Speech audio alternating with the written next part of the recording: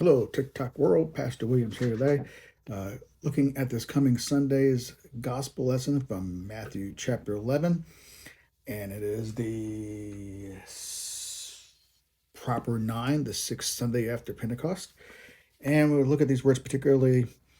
Everything has been entrusted to me by my Father. No one knows the Son except the Father, and no one knows the Father except the Son, and anyone to whom the Son wants to reveal him.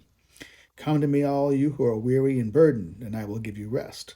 Take my yoke upon you and learn from me, because I am gentle and humble in heart, and you will find rest for your souls. For my yoke is easy and my burden is light. What does all that mean? Now, first, Jesus has a unique relationship with the Father. If everything's been entrusted to Jesus by the Father, then Jesus is God. Okay. Secondly, while we should not look at this part here where no one comes to the Father except through the Son, and the Son reveals the Father to whoever he wants to, we should not look at that as meaning that Jesus doesn't want everyone to be saved, because the words he follows that is, "Come to me, all of you who are weary and burdened," right? Um, so what does it mean when he says that? Is that you know you can't come to Jesus with your stuff. You can't say, "Well, look what I've done, Jesus. Uh, I've done this, I've done that, I've done all these other things. Therefore, God the Father should accept me." Jesus says, "No.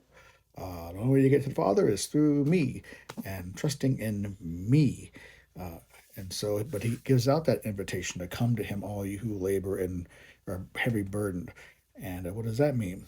Well, those who are heavy burdened by trying to please God by obeying whatever laws you think you need to be obeying to do it. The Pharisees had, of course, we had the Mosaic law, and then you had the oral Torah, which had all these other demands and restrictions by the Pharisees placed upon the people. And of course, sometimes maybe we the church sometimes place burdens upon people that God hasn't, right?